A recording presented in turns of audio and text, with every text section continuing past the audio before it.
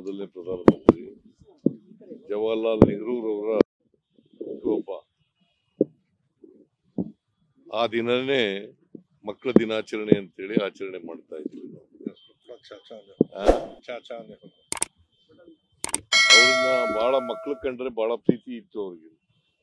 ಯಾಕಂತಂದ್ರೆ ಇವತ್ತಿನ ಮಕ್ಕಳೇ ಭವಿಷ್ಯದ ಮಕ್ಕಳು ಅಂತೇಳಿ ಅರ್ಥ ಮಾಡ್ಕೊಂಡಿದ್ರು. ಆ ದಿಕ್ಕಿನಲ್ಲಿ ಮಕ್ಕಳನ್ನ ಬಹಳ ಪ್ರೀತಿಸ್ತಕ್ಕಂಥ ಕೆಲಸ ಮಾಡ್ತಾರೆ. ಅದಕ್ಕೋಸ್ಕರನೇ ಅವ್ರನ್ನ ಚಾಚಾ ನೆಹರು ಅಂತ ಕರೀತಾ ಇದ್ರು. ಚಾಚಾ ನೆಹರು ಅಂತ ಕರೀತಾರೆ. ಈ ದೇಶದ ಆಧುನಿಕ ಭಾರತದ ನಿರ್ಮಾತೃ ಯಾರು ಇದ್ರೆ ಅದು ನೆಹರೂರವರು ಅಂತಕ್ಕಂಥದ್ದನ್ನು ಅರ್ಥ ಮಾಡ್ಕೋಬೇಕು. ಅವರು ವಿದ್ಯಾರ್ಥಿ ದಶೆಯಲ್ಲಿ ಇದ್ದಾಗ್ಲೇನೆ ದೇಶ ಪ್ರೇಮ, ಸ್ವಾತಂತ್ರ್ಯ ಪ್ರೇಮ ಮತ್ತು ಬ್ರಿಟಿಷ್ನವರ ವಿರುದ್ಧ ಹೋರಾಟ ಮಾಡಬೇಕು ಅಂತಕ್ಕಂಥದ್ದನ್ನ ಬೆಳೆಸ್ಕೊಂಡಿದ್ರು.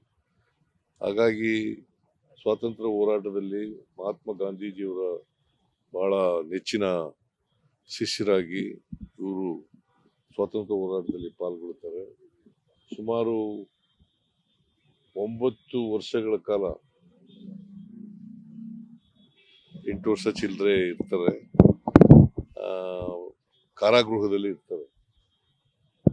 ಸೊ ದೇಶಕ್ಕಾಗಿ ಬಹಳಷ್ಟು ತ್ಯಾಗ ಬಲಿದಾನಗಳನ್ನು ಮಾಡಿದ್ದಾರೆ. ಅಂಥವರು ಅವರಿಗೆ ಬಹಳ ಈ ದೇಶ ಸ್ವಾತಂತ್ರ್ಯ ಆದಾಗ ನಮ್ಮ ದೇಶದಲ್ಲಿ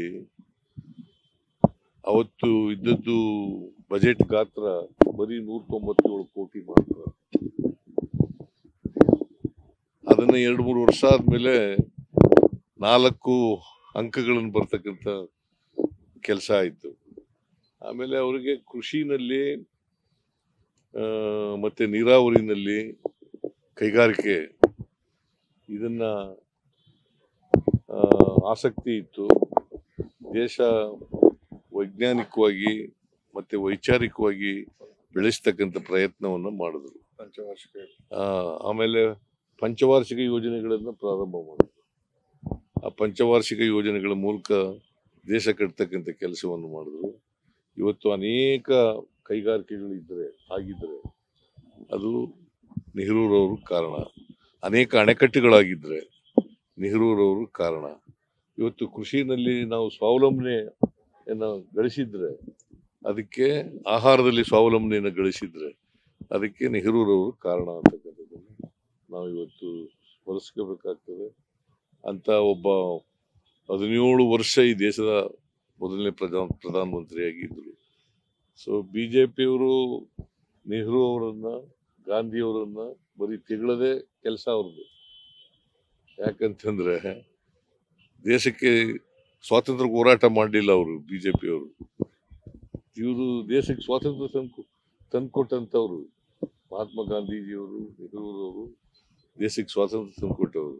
ಅವ್ರನ್ನ ತೆಗಳದೆ, ಅವರನ್ನ ಆರೋಪಿಸದೆ ಬಿಜೆಪಿ ಕೆಲಸ. ಅದು ಬಿಟ್ರೆ ನರೇಂದ್ರ ಮೋದಿ ಅವರು ಇರ್ಬೋದು, ಬಿಜೆಪಿ RSS ಇರ್ಬೋದು, ಬಿಜೆಪಿ ಇರ್ಬೋದು, ಬಿಜೆಪಿ ನಾಯಕರುಗಳಿರ್ಬೋದು, ಇವರೆಲ್ಲರೂ ಕೂಡ ಅದನ್ನೇ ಮಾಡ್ತಾ ಇದ್ದಾರೆ. ಮಹಾತ್ಮ ಗಾಂಧೀಜಿಯವರಿಗೆ ಮತ್ತೆ ನೆಹರೂರವರಿಗೆ ಬೈಯೋದು ಇದನ್ನೇ ಕೆಲಸ ಮಾಡ್ತಾರೆ.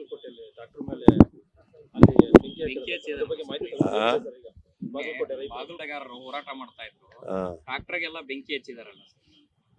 ಹಚ್ಚಿದ್ದಾರೆ. ಅದಕ್ಕೆ ರೈತರು ಹೇಳಿ ಸ್ಟೇಟ್ಮೆಂಟ್ ಕೊಟ್ಟಿದ್ದಾರೆ, ನಾವು ಇದಕ್ಕೆ ಕಾರಣರಲ್ಲ ಅಂತ ಹೇಳಿದ್ದಾರೆ. ಅದಕ್ಕೆ ತನಿಖೆ ಮಾಡಿ ಅಂತ ಹೇಳಿದ್ದೀನಿ.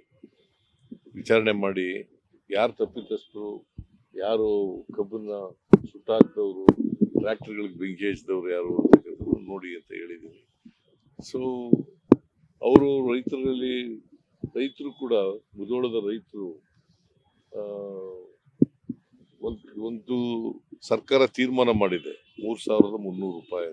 ಅದಕ್ಕೆ ಒಪ್ಕೊಂಡು ಅವ್ರ ಚಳವಳಿಯನ್ನು ವಾಪಸ್ ತಗೋಬೇಕು ಅಂತ ಹೇಳಿ ಒತ್ತಾಯ ಮಾಡ್ತಾರೆ.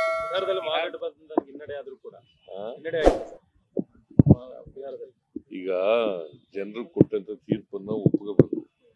ಏನ್ ತೀರ್ಪು ಕೊಟ್ಟಿದ್ರೆ ಅದನ್ನ ಒಪ್ಕೊಳ್ಳಿ. ನೀವು ಸ್ಟ್ರಾಂಗ್ ಆದ್ರೆ ಸರ್ ಕರ್ನಾಟಕದಲ್ಲಿ ಸರ್ ಹಾ ನೀವು ಸ್ಟ್ರಾಂಗ್ ಆದ್ರೆ ಸರ್ ಮತ್ತಷ್ಟು ಈ ರಿಸಲ್ಟ್ ಇಂದ ನೀವು ಲೇಟೆಸ್ಟ್ ಹಾಗೂ ಇಂಟ್ರೆಸ್ಟಿಂಗ್ ಸುದ್ದಿಗಳಿಗಾಗಿ ಬಾಸ್ ಟಿವಿ ಕನ್ನಡ ಚಾನೆಲ್ನ ಸಬ್ಸ್ಕ್ರೈಬ್ ಮಾಡಿ. ಹಾಗೆಯೇ ಬೆಲ್ ಐಕಾನ್ ಪ್ರೆಸ್ ಮಾಡಿ. ಇದರ ಜೊತೆಗೆ ಫೇಸ್ಬುಕ್, ಇನ್ಸ್ಟಾಗ್ರಾಮ್, ಎಕ್ಸ್ ನಲ್ಲೂ ಮಿಸ್ ಮಾಡದೆ ಫಾಲೋ ಮಾಡಿ.